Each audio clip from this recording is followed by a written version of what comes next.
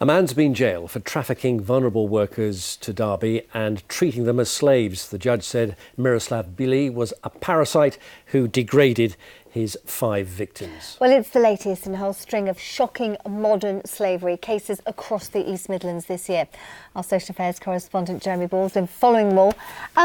So what more can you tell us about what happened today in court? Well, Miroslav Bily was sentenced to 4 years in jail. Derby Crown Court heard that these victims were vulnerable. They'd been trafficked over from the Czech Republic.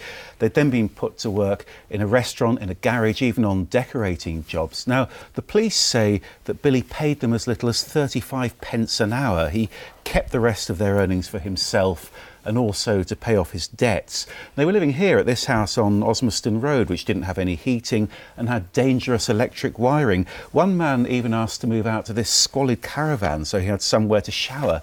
And this is a really significant case for Derbyshire Police because it's their very first conviction under the new Modern Slavery Act. Why were you suddenly hearing so much more about modern slavery?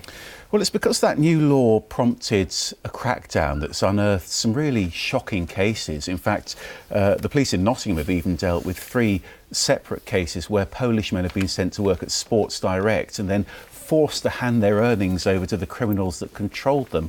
And these victims are often kept in really unbelievable conditions. Just look at this. This is how officers found one man locked inside this loft in Hyson Green in Nottingham.